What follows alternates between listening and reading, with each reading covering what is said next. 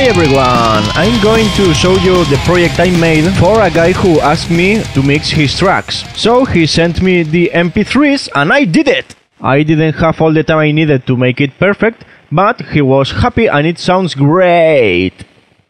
If you want to hear the full song, you have a link in the upper right corner.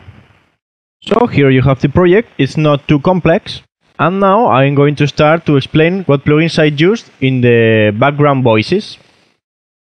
As you see, I just used the Isotope Zone 4 with the CD Master Exciter and Widener preset, and I just set the input to the maximum, and I edited the multiband stereo imaging settings, so it was more stereo spread. I also used some track EQ just to cut some high frequencies. And now in the main voices, I use the same plugin with the preset CD Master with no stereo imaging. Just adjusted a little bit the input, and in this track I didn't use any track EQ. He recorded vocals quite good.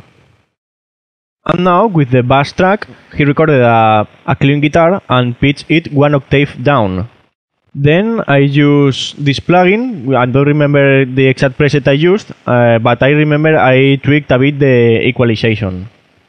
Just to cut some mids, I think, because in the track EQ I also cut a lot of mids. Then I use a limiter just to cut the peaks and keep the level more balanced. And now the acoustic guitars. As you see, there is no effect in those tracks. I just send them to one group track named acoustics. Well, the name doesn't matter. And here I add this plugin to make some chorus, and this other plugin just to give some reverb and some EQ, cutting a lot of mids and giving a lot of high frequencies. This is the reverb settings. And in the track EQ I cut a lot of low frequencies. Then I use a limiter to cut the peaks and a stereo delay, which gave a great stereo effect. As you see here, I cut a lot of low frequencies, and I automated the level of the track, because in the intro the acoustic guitars are quite clear, but in the middle of the song they sound a little low. And now rhythm guitars, as you see, no effect, panned 100% to each side and sent to this group track. In this group track I use TSE X30 for distortion, used in stereo for both guitars, and just added a contour and tweaked the input to make it a little lower than the default. And the rest of the settings were just as default, so I just tweaked the input and enabled contour, which gives a really great bright to the guitars. And now I use the great NadIR 2 for impulse responses in stereo. I use the contra previo impulse, just to see all others are bypassed. This is a custom impulse made by myself, and it really sounds great! Yeah. And then a limiter just to cut the peaks, as always.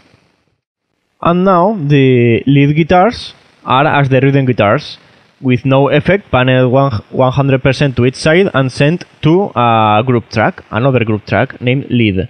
I use the exact same plugins and same settings. I just added a doubler just to make some chorus, and stereo delay, which makes a stereo effect quite awesome, and Isotope Zone 4 for adding some reverb. Yeah.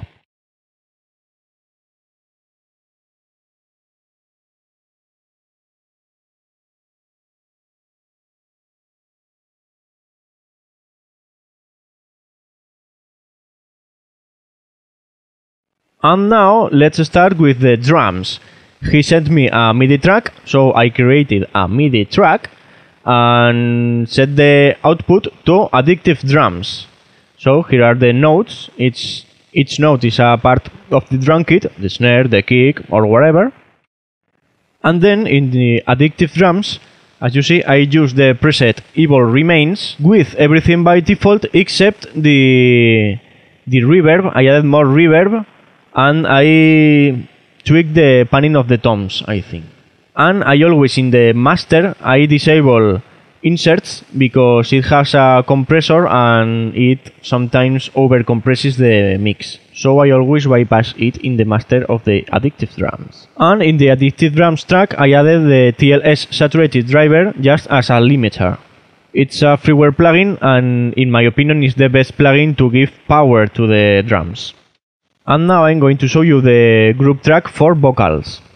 I send all voices here and I add a limiter just to make the level balanced, and this plugin which is some kind of chorus or flanger with some stereo effect.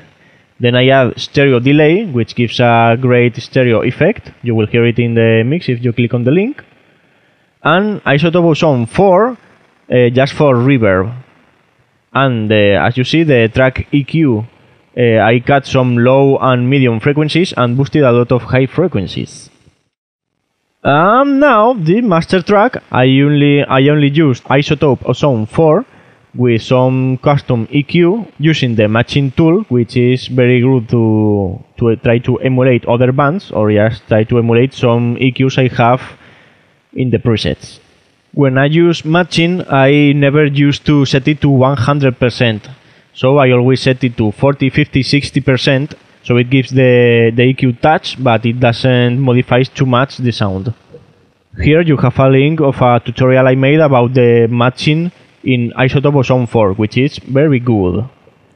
And then I use a limiter just to cut the peaks, so it doesn't clip the mix. And the last plugin is again TLS saturated driver just to give a medium dB boost. Don't use this plugin to boost too much because it will make some saturation sounds, some clipping. And now I'm going to show you the little tips I use to improve the mix. And here, as you see, the guitar, I cut all the parts where it didn't play because some noises were making the mix a little dirty in this part of the song.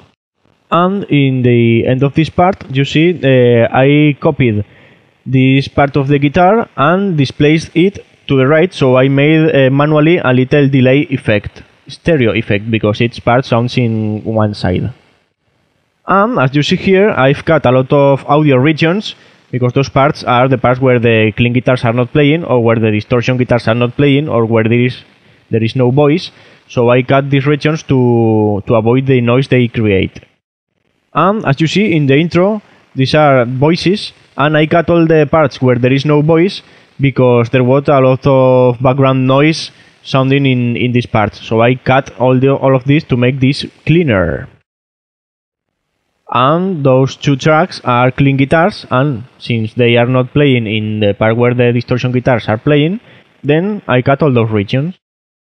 And as I said before, here you see the automation of the clean guitars, just to make them louder in this part of the song so they are more audible, more clear. The automation is the blue line below.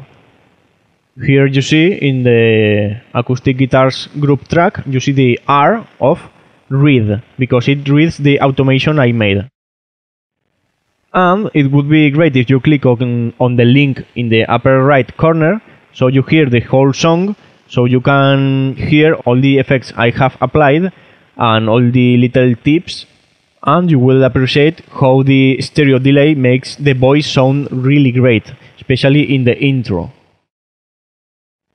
So now, if you have time, please click on the link. You won't regret, because it's a great song. It's metal, but it's not hard metal. It's a nice melodic metal song. And as usual, see ya! One more